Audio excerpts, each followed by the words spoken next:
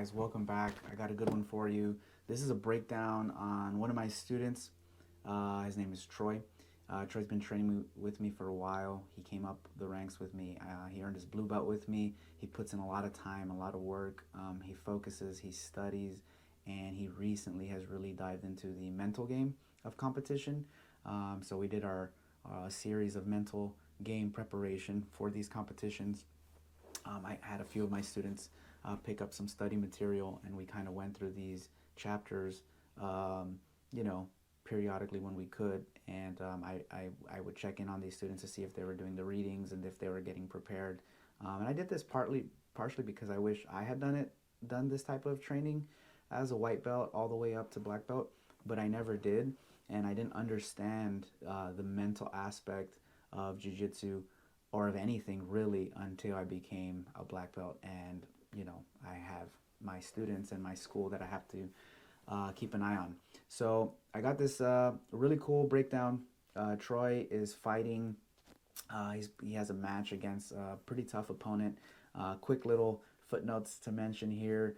Toro Cup put an amazing match this 2 weeks ago, and when they did, they were so good and organized that they were actually ahead of time, which can cause some problems for coaches who aren't there yet. And so they were 30 minutes to an hour ahead of time, which is great. I mean, this is like, great news when you're going to a tournament, because usually it's the opposite. You usually get an hour to 2 hour delays, but this wasn't the case. So as a result of that, me and the other coaches were not there yet because we had pre-planned his preparation, and they got him started early. So it's interesting to talk about this though, because even though Troy didn't have a coach, even though Troy did not warm up, even though he was not ready to compete right there and then, he was able to go back to the study material that we had each student that was competing read and really focus on some of the things that we've talked about. And so he was able to wrap his head really around this competition, and he still did well. He didn't have a warm up.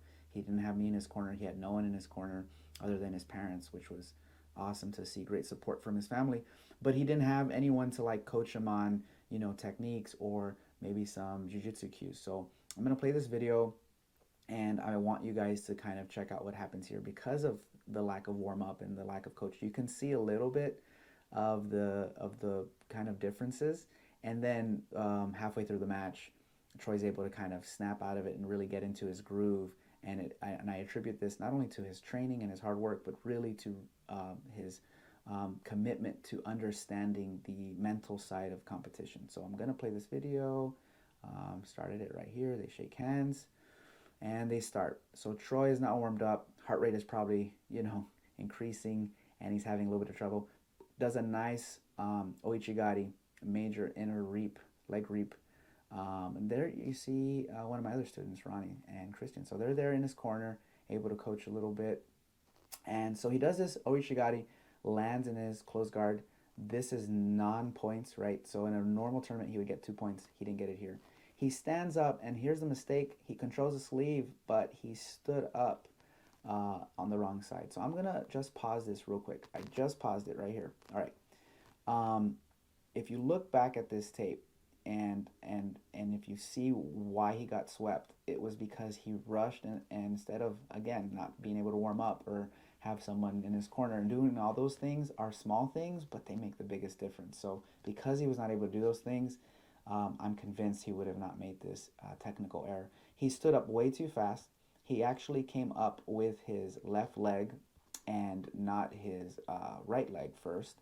Even though he controlled his opponent's sleeve, which is okay to come up with the left leg in his case, he only gripped it. He didn't control it. So there's a difference between gripping, right? If I just grab fabric and I grip, and there's a difference between controlling, or I grip the sleeve and I'm pulling it. And so now you can't use your hand or your sleeve grip. So here he was just gripping it, and he wasn't controlling his opponent's limb, his sleeve. And so his opponent was able to underhook and do a basic, we do this in the fundamentals, basic sweep. And so he got swept. So here, if it was points, he would be tied 2-2. Of course, we're not doing points. It's a submission only.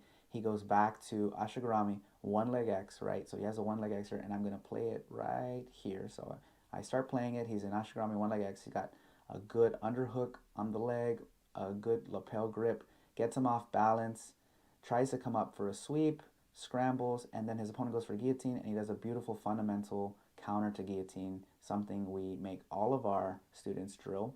Goes to knee on belly, transitions straight into mount, and again, if this was points, he'd be up a few points in this match. But it's not points, it's submission only, and so he goes for the submission.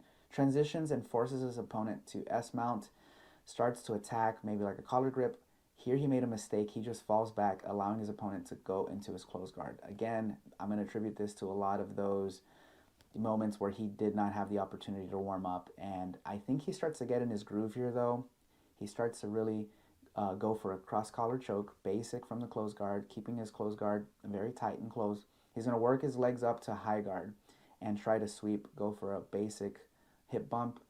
As soon as we get a better, there we go, better angle here. And so he goes for basic arm drag, goes for another hip bump. His opponent stands up. He starts feeding the sleeve through underhooking and gets a high guard, going for the arm bar, turns it into a sweep, and then switches it to a triangle as he transitions, locks up the triangle nice and tight. And right here is very tough for his opponent. Brings the arm across, pinching tight, squeezing his knees, hip thrusting in, and his opponent rolls over and it gets tighter, and he's able to underhook the leg, squeeze tight again. As he underhooks the leg, he gets more leverage, pulls the back of in front of his leg, starts attacking the arm with the triangle, comes back to a mounted triangle, stays on top, and it's getting tighter. He keeps squeezing, and we see him pinching his knees. His opponent took a while to tap, and we see him tap right there. He had the arm. He was able to control him. Congratulations to Troy. Great job on his opponent. It was a very tough opponent. But Troy has been putting in the work. He's been drilling, working with me, asking serious questions. I get to train with my students, so we get to roll sometimes, and I get to feel his timing.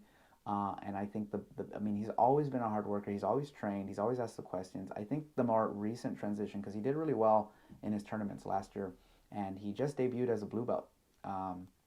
So this was actually his first blue belt tournament or competition. And congratulations to him. Gets the big win. I think what really attributed to this performance was his mental competition preparation. So a lot of the mental game stuff that I had my students do who are serious about competing, we got into this really deep study of studying a lot of the mental aspects. And a lot of people in sports psychology do this type of training. This was not specifically sports psychology. This was just more of like mental games, some of what the high-level competitors do to prepare. So I really attribute his success to this, because without a warm-up, without me there, without any of the assistant coaches, and really just his teammates to kind of cheer him on, he was able to really focus on his performance and then come up with a win. And not only a win, but a really, really thought-out, well-planned. Even though he made a few minor mistakes that we could work on, it was really great to see his transitions that were very technical and really able to connect them and put them together. So I'm really proud of the work he's put in. He's one of my students that really models after the hard work and the preparation, both on the physical side and the mental side. And I'm happy, and it really makes me pretty fulfilled to see my students gain from, when he walked into my school a while back with the limited knowledge, right? He was able to really embrace the gi and the no-gi training that we do, and some of the stuff that we've been doing that works. It works, and it works because it's time on the mats, it's study material, it's working the techniques and the curriculum, and then last but not least, it's really understanding the mental game and of how much we can control within the match. So proud of my student Troy. I'm sure I'm going to have more of his matches and more of his breakdowns, as he has a bright future in jiu-jitsu. Important to note that he's done really well in the white belt circuit when he was a white belt, and he just recently got promoted to blue belt.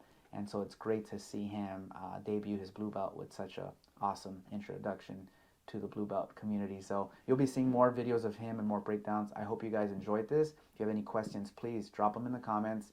I hope you enjoyed these breakdowns. I'm going to be doing more of them. And if there's something you liked from this match, tell me what it is. And like I say, we always focus on the competition, on MMA breakdowns, and even on the self-defense aspect, because I believe those three are very, very important to jiu-jitsu when you're studying them. So hope you guys enjoyed it. And until next time, keep training, keep studying, and I hope to see you on the mats one day.